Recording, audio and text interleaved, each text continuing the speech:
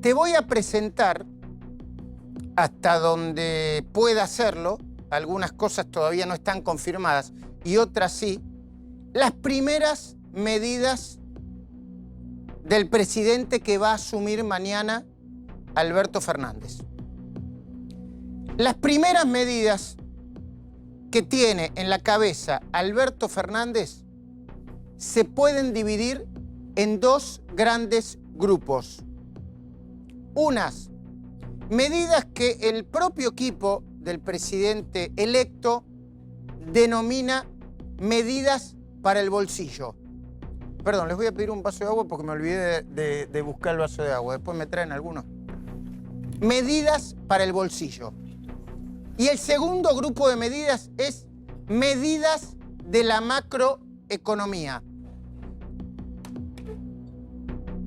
Entre las medidas para el bolsillo va a anunciar, no mañana, sino a partir del miércoles, escucha bien, el plan alimentar, se llama Alimentar, que enseguida te vamos a detallar. Pero además, hasta donde sabemos nosotros, desde el jueves que viene, va a anunciar un aumento en los saberes jubilatorios. No sabemos todavía de cuánto. Sería una irresponsabilidad darte una cifra. Un aumento en las asignaciones como la asignación universal por hijo y los salarios públicos de toda la administración pública. Sería un aumento de suma fija. Un bono de fin de año a cuenta de futuros aumentos paritarios. Un acuerdo de precios por sectores. Repito, un acuerdo de precios por sectores. Una canasta navideña, ellos dicen, de precios bajos o relativamente bajos. Hoy nada tiene precios bajos. La renovación de la quita del IVA para los alimentos de primera necesidad.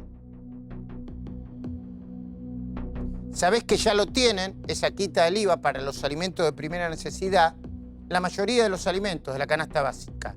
La idea es renovar esa quita del IVA para los alimentos de primera necesidad. La renovación de programas de precios cuidados que vence el 1 de enero. Cuando llegue Guillermo Oliveto, quiero hablar con él de todas estas cosas. La renovación de precios cuidados. La renovación del programa Ahora 12, que vence el 31 de diciembre. Esperame un segundito. Ya está. Hola, Magdalena, ¿cómo estás? Hola. Un honor tenerte acá, Muchas gracias por invitarme. Bueno, vos sabés que... Ahora voy a seguir con las medidas de Alberto. Pero vos sabés que mañana es un día histórico, ¿no? Sí, sí. Y me acordé de un montón de traspasos. De hecho, vamos a hablar con Sabrina. Hola, Sabrina, buenas noches. Hola, ¿qué tal? Ella es una historiadora de gran trayectoria en la UBA y vamos a hablar de muchos traspasos porque Sabrina dice, y yo creo también que es así, que los traspasos de gobierno, sobre todo, obviamente los gobiernos democráticos, son gestos simbólicos que de alguna manera marcan una impronta política, ¿no? ¿Compartís esa idea? Mira, yo creo que el traspaso de un gobierno democrático a otro gobierno democrático en nuestro país, con las cosas que hemos visto y que han ocurrido, siempre es un hecho absolutamente positivo. Aunque de pronto quien asuma no es exactamente lo que vos hayas votado, ¿no? Pero el sistema en sí mismo, el sistema político, el sistema democrático, es fundamental que subsista. ¿Te gustó la foto de ayer entre Alberto Fernández y Mauricio Macri? Y de un lado todo el gabinete de un gobierno. Luján? Sí. En Luján sí, vos sabés que me dio así como un alivio, ¿no? De ver que como dos personas normales, ¿no? El presidente saliente, el presidente entrante, podían conversar y sentarse al sol y compartir una ceremonia religiosa. Yo no soy una persona religiosa, pero le doy una enorme importancia, ¿no es cierto?, al hecho en sí mismo. Incluso yo me reía hoy con un colega porque Incluso, viste que Macri le agarró un vasito descartable con no sé si agua fresca o no sé qué. A ver, ¿está ese momento? No sé si está... Bueno, les cuento. Agarró un vasito descartable con agua fresca. Se lo pasó a Alberto Fernández. Lo miró un poquito a Alberto Fernández, no como diciendo que tiene el vaso, pero dijo, tenía una sed y tomó un poquitito del vaso. Después creo que Alberto le dio a la futura primera dama, a Flavia Yáñez, otro poquitito de agua. Y después se lo devolvió muy naturalmente. A usted le va a parecer una estupidez esto, pero en este clima tan complejo a veces que tiene la Argentina, porque, insisto, para mí el término grieta implica resentimiento y odio. No discusión de ideas fuertes y profundas, y con energía incluso. A mí no me molesta eso, ni me asusta. La grieta es resentimiento, odio, como la negación del otro, ¿no, Magda? Sí, no, además el resentimiento y el odio nunca han sido buenos mensajeros. Nunca. Nunca. Siempre terminan para mal. Dentro de un ratito me voy a hablar con vos, en el mano a mano. Pero, y de nuevo te agradezco mucho que estés acá con nosotros en un momento de la historia política tan importante. Y enseguida voy a estar hablando con Sabrina. Continúo. Algunas de las medidas que va a implementar el presidente Alberto Fernández. Un subsidio de las tasas al consumo de bienes durables como ropa y calzado. Hasta ahí las medidas que, según la gente de Alberto Fernández, son para poner dinero en el bolsillo. Y las siguientes medidas serían las primeras medidas macroeconómicas, de política macroeconómica. 1. Continuación y profundización del cepo. De hecho, para continuar e implementarlo, se estudia la implementación, valga la redundancia, del dólar turista. ¿Cómo lo harían? Con el primer anticipo del pago del impuesto a las ganancias. Los que se acuerdan cómo se cobraba el dólar turista, vos ibas al exterior, pagabas y te lo agregaban a tu saldo y te lo cobraban de tu anticipo de ganancias. Ahora, la suba de impuestos está en debate. Se sabe que va a aumentar la alícuota del impuesto al patrimonio y los bienes personales, pero se discute si va a aumentar más la alícuota para quienes poseen activos en el exterior, es decir, cuentas bancarias o inmuebles. Está analizando el equipo de Alberto Fernández una considerable suba de las retenciones a los productos agroexportadores, en especial la minería, el petróleo y la carne. Por supuesto, también la soja y el trigo. Y yo te diría todos los derivados o todos los productos derivados del campo. Se está discutiendo de un regreso al impuesto a la herencia a nivel nacional. Se habla del retorno, todavía no está confirmado, de subsidios a la energía y la renegociación de todos los contratos con empresas de servicios públicos. Alberto Fernández le dijo a su equipo económico que no quiere que las facturas de luz, de gas y agua superen la inflación que calculan entre un 35 y un 40% para este año. Los saludo a Guillermo Oliveto. Guillermo, Hola. Buenas noches. ¿Cómo estás? Muy bien. Mucho para decir, ¿no? Bueno. Están calculando, el equipo económico, Alberto, está calculando una inflación para este año entre el 35 y el 40%. Eso es lo que ve el mercado también. Te diría la proyección del mercado es 42% al último dato que hay publicado. Así que está en esa línea, ¿no? O sea, sigue siendo una inflación alta, Luis. Claramente bajando, pero todavía importante. Están anunciando un lanzamiento de créditos al sector productivo. El plan para negociar la deuda, vos lo conocés porque te lo adelantamos hace 2 lunes. Y consiste, para decirlo rápido, sencillo y sin matices, en proponerle tanto al Fondo Monetario como a los acreedores privados dejar de pagar durante 2 años capital e intereses. ¿Eso se puede, Guillermo? Va a ser una propuesta, ¿eh? Bueno, es una negociación, ¿no? Parecería lo que hoy está como, no te voy a decir descontado, pero sí con bastante consenso entre los analistas, es que claramente va a haber un oxígeno para que se puedan concentrar en lo que vos venías anunciando, de poner mucho foco en la economía cotidiana, ¿no? El famoso que haya más plata en el bolsillo de la gente. Ahora vamos a hablar con eso porque también hay discusión dentro del equipo económico, una discusión para mí sana, ¿no? ¿Cuánto se puede emitir?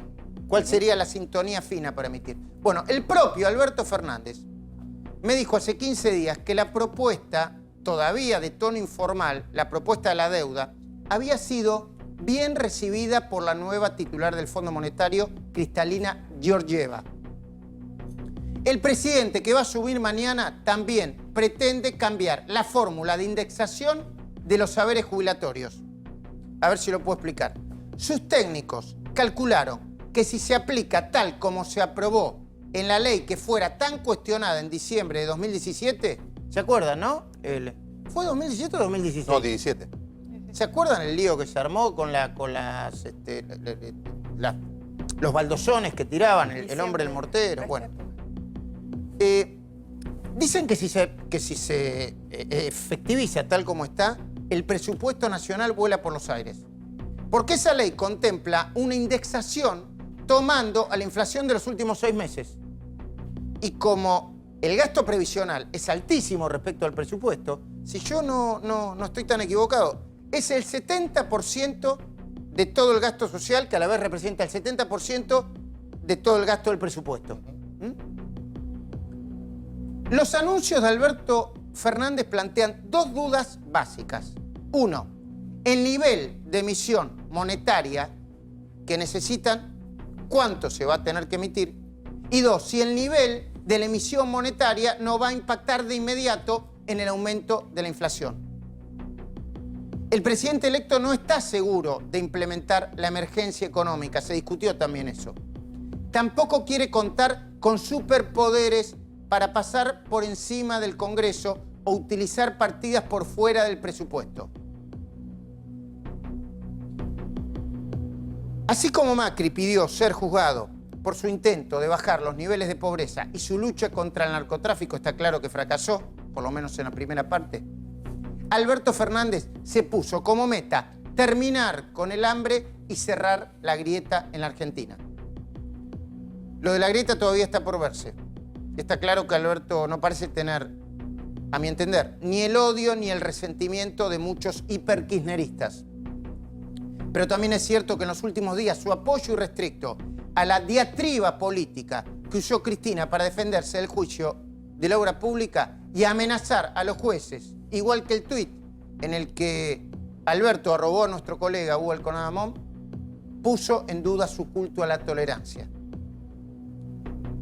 Me voy a salir un segundito de lo que estoy hablando, pero a mí particularmente me gustó una señal que dio Alberto y que pasó desapercibida. No fue al estreno de Tierra Arrasada, el documental del cineasta militante y flamante ministro de Cultura, me hago cargo de lo que digo, Tristan Bauer.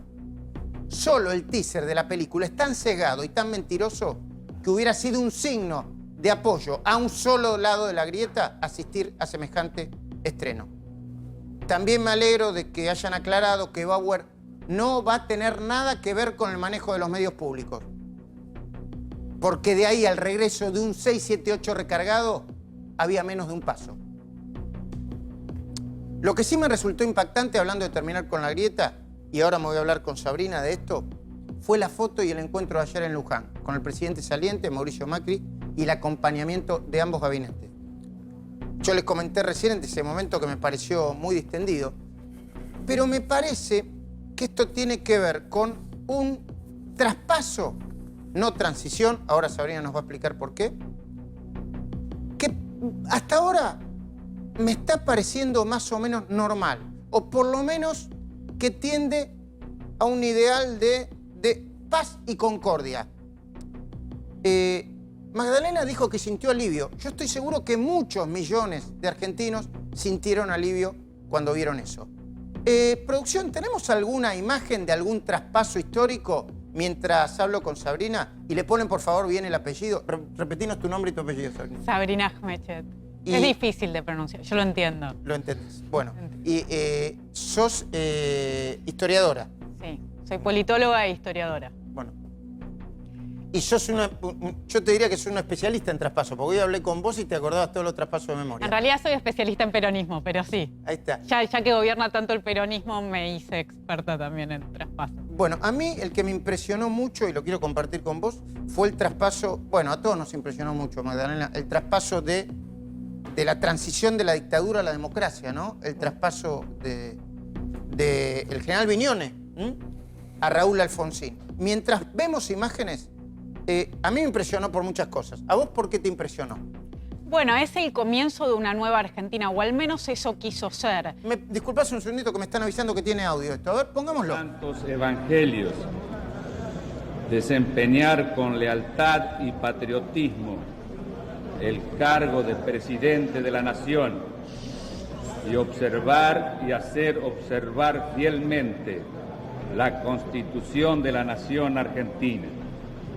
Si así no lo hiciere, Dios y la nación me lo demandan. Perdón, Sabrina, ¿qué características tuvo ese traspaso para los que no se lo acuerdan, o para los que lo quieren rememorar, o para los que son más chicos que nosotros y les gustaría saberlo? Bueno, esa sí fue una transición en principio, porque se pasaba de un régimen, la dictadura militar, a la democracia.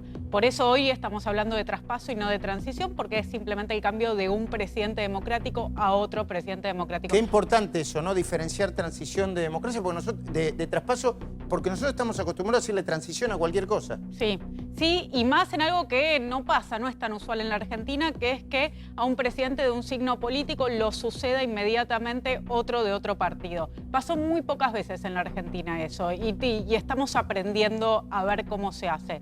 Y en ese sentido el 83 fue muy diferente. Todos nosotros tenemos en la cabeza esta idea de que es el 10 de diciembre el día que asumen los presidentes. Y eso es algo ¿Por qué?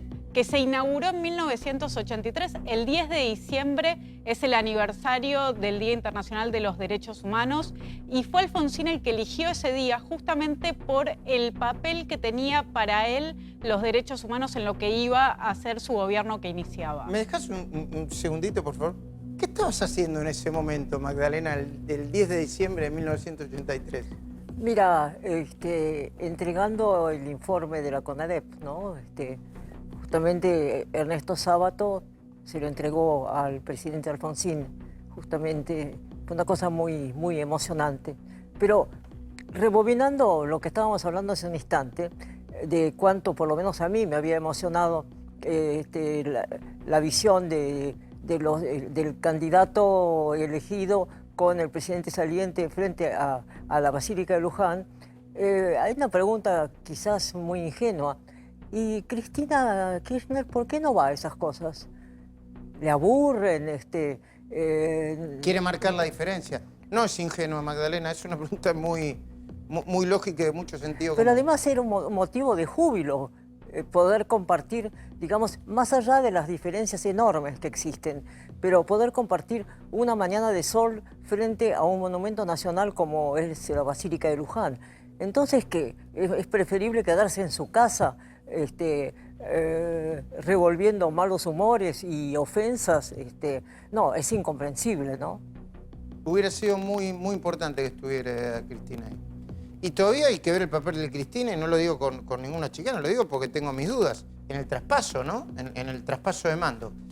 Pero ese día, cuando Alfonsín asumió, Sabrina nos hizo acordar. Yo no me acordaba para nada. ¿Desde dónde hizo el discurso? A ver si te acordás vos, Guillermo. Bueno, vos no sé. Sí, ya. Estaba por empezar el secundario. ¿Desde dónde hizo el discurso Alfonsín? No fue ni desde el balcón de la Plaza de Mayo, ni desde la Plaza del Congreso. ¿Desde dónde lo hizo, Sabrina? Desde el Cabildo. Eligió hablar a la Plaza de Mayo desde el Cabildo, planteando que era la inauguración de una nueva época. El 25 de mayo se supone que nació la Argentina dentro de la historia mítica de nuestro país, y ese 10 de diciembre esos derechos humanos estaban refundando la nación. ¿Tenés algún otro video del traspaso? Cuando tengas uno, avísame qué video tenés. Porque quiero que me recuerde Alfonsín Menem. Bueno, esperame un segundito, porque quiero que me recuerde, Sabrina. Escuchen esto. Claro, uno piensa en Sarmiento, piensa en Mitre y dice, eran dos caballeros, ¿no? Traspaso de mando, eran dos caballeros. ¿Qué pasó, Sabrina? No era tan así. Se le hizo bastante. Mitre era presidente saliente, acababa de ganar las elecciones Sarmiento, que no era el candidato que Mitre quería que ganara. Y pese a las figuras que nosotros tenemos, las construcciones que nos hacemos sobre nuestros héroes, eran políticos que estaban disputando poder, que tenían mezquindades, que querían quedar ellos como artífices de la historia. Y lo que le hizo Mitre fue ponerse él sobre un escenario y llenarle el lugar de personas que coreaban el nombre de Mitre. Y lo puso a Sarmiento, lo hizo entrar desde la otra punta, haciéndolo pasar por toda esa muchedumbre que tampoco es que se abría paso, no.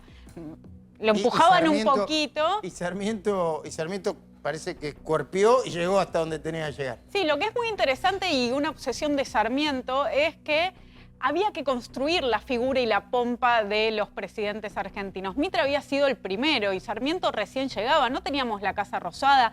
La provincia de Buenos Aires estaba gobernada del otro lado de la Plaza de Mayo. Los otros gobernadores también tenían una cantidad de poder que no hacía tan evidente que el presidente fuera un primus inter pares.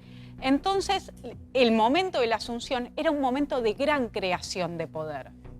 La entrega del mando del presidente Alfonsín al presidente Menem fue así. Y ahora te vamos a explicar por qué fue pactada. Dale. El doctor Raúl Ricardo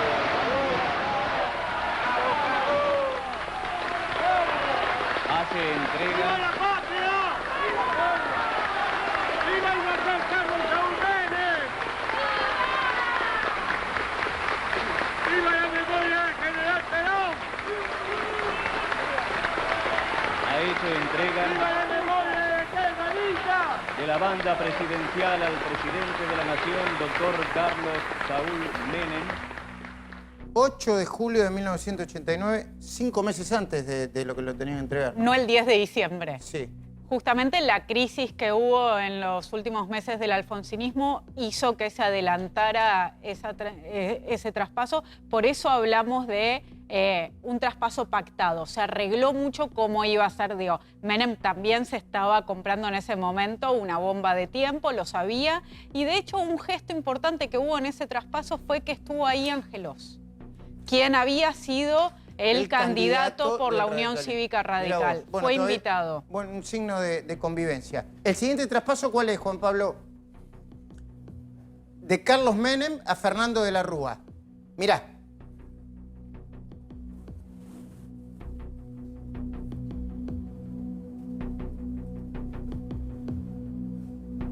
Sin audio es esto, ¿no? Ah, gracias por avisar, ¿eh? Bueno, ahí está, Menem. ¿Alguna característica importante? De los más protocolares, de los más correctos, de los que más se respetó lo que estaba anunciado y pautado. No hubo nada que se destacara demasiado. Por ejemplo, en Menem en realidad tenemos dos, porque en el de después de reformar la Constitución vuelve a ser reelecto. En ese la nota de color la dio Zulemita, llorando por la muerte de su hermano que había ocurrido hacía un tiempo y en ese momento estalló en lágrimas en el traspaso. En el de la Rúa no hay nada que saliera de lo protocolar, completamente diferente a lo que va a pasar con el de Kirchner. Y claro, este es un traspaso que generó un símbolo político, ¿eh? ¿Qué te acordás vos que está del otro lado del traspaso de Kirchner? Lo mismo que me acuerdo yo. ¿Quién se acuerda? ¿Qué te acordás vos? De la cámara de fotos que le lastimó la frente. Exactamente. Todo el mundo se acuerda de eso, Magda. ¿Eh? De Kirchner lastimado. Yo no sabía, y me recordó Sabrina, que hay una estatua, un monumento, una estatua de Kirchner con... En la Casa Rosada está el salón de bustos de los presidentes y Cristina mandó a hacer el de Néstor. Cuando lo mandó a hacer, pidió que figurara la curita que le cubrió la frente. Bueno, que era un símbolo del baño de multitudes, ¿no? Exactamente. Hablando de baño de multitudes, Magdalena, ¿qué te pareció la plaza de la despedida del presidente, del todavía presidente Mauricio Macri? Bueno, había mucha gente, no había tanta gente como en la plaza anterior. No sé en números cuánto era, pero me pareció una cosa positiva, ¿no? De que, bueno, se va una persona que seguramente te gustaba o votaste y por lo menos tenés el gesto de ir a decirle, bueno, chao. que le vaya bien. ¿Vos creés que se va a convertir en el jefe de la oposición, Macri? ¿Cómo? ¿Creés que se va a convertir Macri en el jefe de la oposición, Magda? Vos sabés que creo que no. No, me parece que no.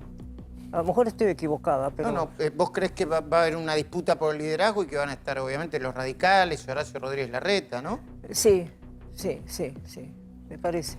No sé, todo es muy hipotético Sí, obviamente. a esta altura, ¿no? ¿Y qué expectativas tenés sobre la convivencia entre Alberto Fernández, presidente, y Cristina Fernández de Kirchner? Ya están hablando de hipervicepresidencialismo. Mirá, Cristina, como todos sabemos, es vivísima. Por de pronto ponerse ella en segundo lugar es una manera de tirarle el bulto al otro que es presidente. Ah, yo soy vicepresidente, entonces que decida el presidente. Es casi, te diría, como infantil, ¿no? Pero no deja de tener su astucia. Bueno, a ver, le permitió ganar las elecciones al frente de todo, ¿no? El haber Sí. bajado el haberse bajado de la candidatura presidencial. De hecho, generó mucha menos resistencia de la que podía haber generado si iba ella como candidata, ¿no? Sí. ¿Compartís? No, eso desde ya. Sí, por eso te digo, es vivísima. En ese aspecto sabe cuidarse muy bien. Y además, viste que corrió la idea de que si ella se presentaba en el segundo lugar de la fórmula, no iba a ser política activa, ¿no?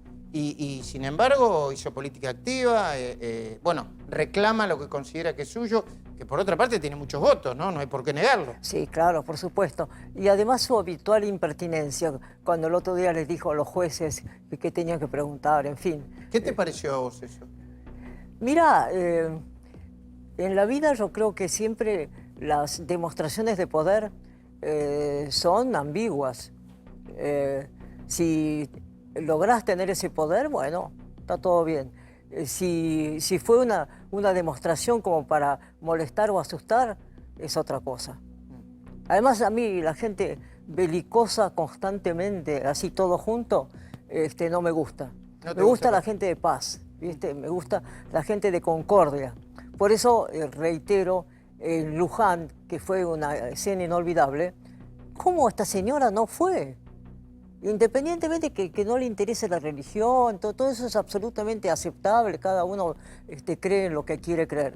Pero era un símbolo de unión y al mismo tiempo frente a nuestra historia. El negrito Manuel que iba en la carreta cuando cae la imagen de la Virgen. Bueno, todo eso que hemos aprendido en la escuela, bueno, estaba presente ahí. Hablando del juicio al que recién aludimos, ayer en La Cornisa, tenés información sobre eso, Hugo Machiavelli, ¿no? Sí. Ayer en La Cornisa mostramos algunas cosas que tenían que ver con el juicio de la obra pública. ¿Eso es lo que tenemos? Exactamente, tenemos eso porque son... ¿Me lo contás, por favor? Claro, Luis, son... Obra pública lo va a hacer Cecilia, entonces, perdón, mala mía. Perfecto. Cecilia, contame un poco, dale. ¿Qué es lo que pasa con el juicio de la obra pública que tiene, entre otros, procesados a Cristina? Dale. Te cuento, Luis, hoy se abrió la ronda de declaraciones testimoniales y quien la inauguró, Juan Carlos Morán, un ex legislador de la coalición cívica, que fue uno de los denunciantes de esta causa que la tiene por primera vez en el banquillo de los acusados a la vicepresidenta electa. ¿Qué dijo Morán? Bueno, Morán ratificó sus dichos. Recordemos algo, Morán no había sido citado durante la instrucción de la causa, entonces esta es la primera vez que declara. Lo que ratificó fue que hubo, ahí lo vemos en pantalla, que hubo irregularidades o presuntas irregularidades en la adjudicación de obras a BAES y que, acá lo vemos, perdón, dijo, observábamos que una empresa, particularmente Austral Construcciones, se había constituido días antes de la llegada a la presidencia de la Nación de Néstor Kirchner. La segunda de la información dice, pasaba algo muy particular. En realidad no había competencia y ganaba Austral Construcciones siempre. Por último, señala una decisión del kirchnerismo de otorgar mucho presupuesto a un ministerio que fue creado desde esta gestión, el de Planificación Federal, a cargo de Julio De Vido durante 12 años. A ver, Luis, es muy importante lo que pasó hoy. Está planeado que vaya a haber más de 160 testigos, pero Morán era alguien que todavía no se había escuchado y hoy pudo expresarse y declarar un poco de lo que habían detectado con Elisa Carrió cuando hacen la primera denuncia de la obra pública, que en ese tiempo no tuvo demasiado impulso judicial y que sí lo tomó después. Ahora lo que se abre es esta ronda, que va a haber 2 audiencias más antes de fin de año, en la que se esperan otros 2 testigos al menos. Recién, después todo un cuarto intermedio durante enero, que es la feria judicial de verano, y a partir de febrero el resto de más de 150 testigos, entre los que recordamos está el presidente electo Alberto Fernández, que por el cargo que va a ocupar puede hacerlo por escrito, pero se espera que vaya presencialmente, ¿no? Muy bien, lo que me iba a presentar Hugo, que me lo va a presentar, es el informe que ayer a su vez presentó Javier Mozo en La Cornisa, que tiene que ver con unas pericias que involucran al juicio de obra pública, el juicio en el que el lunes Cristina prácticamente amenazó a los jueces diciendo que ellos van a tener que responder preguntas. Preséntamelo, Hugo, dale. Claro, Luis, porque lo que mostramos fue en exclusiva parte de las pericias sobre los 5 casos testigos. Ahí vemos algunas de las rutas cuyo pago de obra pública estuvieron sobrevaluados, las obras no se hicieron y son informes técnicos, Luis. La importancia tal cual señalaba Cecilia sobre un juicio que va a tener todo el año que viene, pero en donde Cristina ya declaró, son estas. Las rutas que nunca se hicieron, los sobradores, la maquinaria abandonada, los sobreprecios, los terraplenes que no correspondían. Todos estos informes, inclusive, Luis, estas imágenes son oficiales. Son imágenes que obran en la causa judicial y que van a ser valoradas por el tribunal. Fíjate, esta ruta tenía que estar pavimentada y tenía que estar hecha sobre un terraplén menor. Se hizo un terraplén más grande, se presupuestó, se pagó por el mismo, pero nunca se terminó la obra. A ver, pongamos el informe porque hay una diferencia. Solamente entre las 5 obras sobre las 51 que hizo Lázaro Báez, una diferencia y un sobreprecio de 170 millones de dólares. Mirá. Todavía parece retumbar en los pasillos de Comodoro Pi la virtual amenaza de la vicepresidenta electa. Preguntas tienen que contestar ustedes, no yo. Gracias.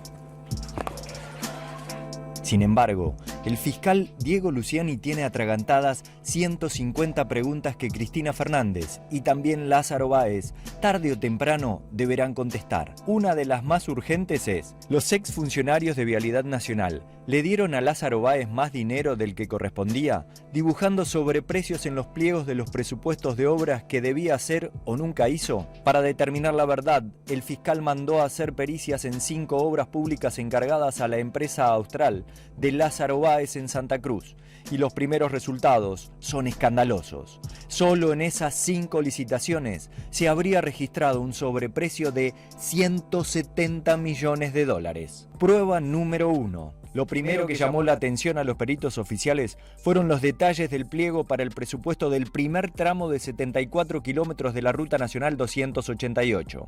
Es la parte que une la estancia La Julia, propiedad del mismísimo Lázaro, con la localidad precordillerana de Tres Lagos. La licitación de esta obra la ganó, por supuesto, Austral Construcciones. Lázaro debió ejecutarla en 48 meses con un presupuesto de 637 millones de pesos. El pliego que presentó el Estado Nacional afirmaba que se necesitaban más de 1.800.000 metros cúbicos de tierra y piedra para elevar la ruta del terreno natural, es decir, para construir el terraplén. Esto representaba un gasto de 280 millones de pesos, un 44% del presupuesto total, cuando para cualquier ruta de cualquier parte de la Argentina, el porcentaje del presupuesto que se destina al denominado terraplén nunca supera el 11%. La cantidad de material exigida por Austral era tanta que podrían haber dejado el terraplén 2 metros por encima del terreno natural. Así es como se vería el primer tramo de 74 kilómetros de la Ruta Nacional 288 de acuerdo al pliego. Los peritos oficiales concluyeron que la Ruta 288 necesitaba un terraplén de no más de 60 centímetros de altura sobre el nivel del terreno y no de 2 metros. Pero los muchachos de Lázaro lo dejaron así, a igual nivel que el terreno en general. Para que lo entiendas bien, solo este sospechoso error de cálculo le ocasionó al Estado un gasto innecesario de 247 millones de pesos, es decir, un sobreprecio de 58 millones de dólares del año 2011. Pero eso no es todo, porque el tramo de ruta de 74 kilómetros se debería haber terminado completo en diciembre de 2015. Sin embargo, Báez solo alcanzó a completar 13 kilómetros de asfalto y solo 8 de esos 13 kilómetros están señalizados. En el resto, es decir, los 61 kilómetros restantes, prácticamente no se hizo nada. La conclusión de los peritos es que por el tramo de ruta analizado por el que Lázaro cobró casi 150 millones de dólares, debió haber salido solo 65 millones de la misma moneda. Una escandalosa diferencia de 105 millones de dólares. Prueba número 2. Los peritos encontraron otro burdo error de cálculo. Para ellos, la banquina de ripio del mismo tramo de la Ruta Nacional 288 no debió haber costado en aquel entonces más de 11 millones de pesos. Sin embargo, le imputaron en el pliego 72 millones de pesos. Pero eso no es todo. El ítem denominado asfalto de 6 centímetros se le imputó un costo de 62 millones de pesos. ¿Cómo se puede entender que los funcionarios calcularan que era más caro hacer un carril por lado con banquina de ripio que un carril por lado con banquina de asfalto? Prueba número 3. A los trabajos de armado de banquina, los que aprobaron el pliego de Austral le imputaron el 11% del valor total de la obra, cuando no debería representar ni el 3%. Los muchachos de Lázaro facturaron y cobraron 70 millones de pesos por un trabajo que no podía costar más de 18 millones de pesos. Además de las 3 inconsistencias que acabas de ver, los peritos oficiales detectaron 20 más y lo hicieron solo sobre 5 de las 51 obras que debió haber terminado en tiempo y forma Lázaro Báez en Santa Cruz. Por estos hechos, Lázaro junto con otros 12 exfuncionarios están procesados. Se los considera parte de una asociación ilícita para defraudar al Estado de la que Cristina sería la jefa. El fiscal Luciani calcula que le generaron una pérdida al erario público de 46.000 millones de pesos de entonces. Sin embargo, la expresidenta, en su primera declaración indagatoria, reinventó la histórica frase de Fidel Castro y anticipó lo que supone será el veredicto. A mí me absolvió la historia y me va a absolver la historia. Bueno, mañana sube como vicepresidenta Cristina Fernández de Kirchner. Y hablando de traspaso, ¿qué se espera del traspaso de mañana? ¿Qué se puede esperar? Bueno, vamos a escuchar lo que dice en su discurso Alberto. Yo quiero recordar una cosa. La idea de hay que unir a los argentinos está siempre presente en los discursos presidenciales. Entonces, cuando lo escuchemos mañana, también recordemos que cuando vino Néstor, vino a decir yo vengo a unir a los argentinos. Y no hablábamos de grieta en ese momento. Sin embargo, está ese mensaje. Yo miraría a la gente afuera. ¿Qué pasa ahí en la plaza? ¿Qué pasa en las movilizaciones? Me parece que eso nos va a dar incluso mucha más información. Y mucho más color de para dónde va, ¿no? Sí. Bueno, es cierto, hay que mirar la plaza de mañana, hay que estar muy atento. Acá va a haber una cobertura especial, por supuesto. Gracias, Valeria, por estar acá, ¿eh? Sabrina, muchas gracias. Hoy no voy a pegar una. Ya te dije 2 veces, Valeria, ¿no? Creo que una sola. Una sola, entonces Sabrina. Y el apellido me tenés que ayudar vos de nuevo. Ahmechet. Muchas gracias. ¿Es descendiente de qué es? Rusia, pero donde está cerca de Turquía, y para mí lo inventaron al entrar a la Argentina. No hay Ahmechet en otro lugar del mundo, nadie lo puede pronunciar. Eso no puede ser un apellido. Bueno, muchísimas gracias, Sabrina. Bueno, lo que sí te prometí es que te iba a dar detalles del programa Alimentar. Aquí van los detalles. Se trata de un programa para la compra de alimentos, artículos de limpieza, higiene personal y bebidas sin alcohol. ¿Me vas a ayudar cualquier cosa, Guillermo? No. Los beneficiarios van a ser jubilados, pensionados, titulares de asignación universal por hijo, ANSES y los que tienen asignaciones y planes sociales. Se trata de un programa gratuito vinculado a la tarjeta social. Es una tarjeta habilitada para compras de productos de la canasta básica con límite diario y semanal de compra con precios especiales y sin IVA. La tarjeta de compra va a ser personalizada e intransferible. Es muy importante eso, ¿no? Sí, claro. Pues elude cualquier cosa rara que pudiera haber en el medio, va directo al beneficiario, ¿no? Cualquier intermediario, ¿no? Totalmente. ¿Hasta ahora cómo era? Bueno, hubo distintos planes de asistencia del gobierno. Este gobierno trató de ordenar también muchísimo ese sistema, pero la crítica que hace el gobierno entrante al gobierno saliente es, por ejemplo, con la medida del IVA 0%, que fue generalizada y de golpe y no segmentada. Este gobierno que va a entrar claramente va a apuntar, yo lo llamaría, Luis, a una especie de derrame inverso, digamos, a trabajar de abajo hacia arriba para reactivar la economía cotidiana, poniéndole mucho foco en los sectores más frágiles, populares o de la base de la pirámide, como lo querramos llamar. Muy bien. Esa tarjeta va a admitir la compra de mercaderías con límites según la composición del grupo familiar. El detalle del programa Alimentar tiene un ítem que se titula Categorías Componentes, ex precios cuidados. Y aquí se detallan los artículos de almacén, por ejemplo.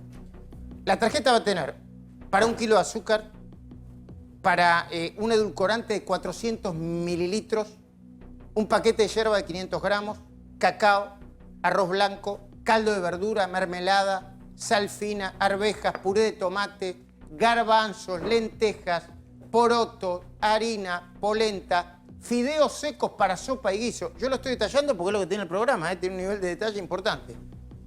Galletitas, lácteos, leche en polvo, leche maternizada, leche fluida, manteca, agua mineral, jugos en polvo y después los productos de limpieza y de higiene. Lavandina, detergente, jabón para la ropa, jabón de tocador, pasta dental, pañales y papel higiénico.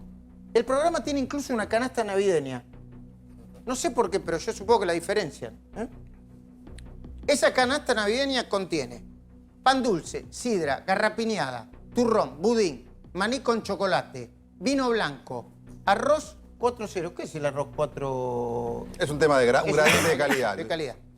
Atún, aceite en lata, jardinera en lata, mayonesa en sachet y durazno en lata. Pero además de las llamadas medidas para llenar el bolsillo y las medidas macroeconómicas, que ahora voy a hablar con Guillermo, Alberto, yo diría como buen discípulo de Néstor Kirchner, va a tomar una enorme cantidad de decisiones simbólicas.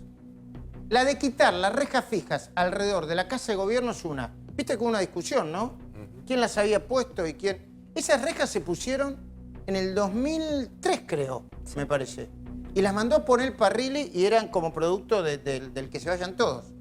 Después las mantuvieron. Creo que incluso en el gobierno de Macri se fijaron esas rejas. Y ahora, a pedido de Alberto Fernández, Horacio Rodríguez Larreta las sacó. Pero ya anticipó que entre algunas cosas simbólicas, Alberto Fernández va a volver a abrir el Salón Blanco para que vuelvan a cantar y tocar grandes músicos argentinos. Alberto también impuso sus sellos cuando designó al ministro de Economía, Martín Guzmán, más allá del plan que dice tener para renegociar la deuda. Porque yo estoy seguro que el ministro de Economía va a ser Alberto Fernández. Igual que Néstor Kirchner fue aún ministro de Economía cuando estaba Roberto Lavagna. Porque si bien Roberto Lavagna fue el ministro de Economía y fue el jefe negociador de la deuda, junto con Nielsen, el que estaba detrás del tema de la deuda era nada más y nada menos que Néstor Kirchner.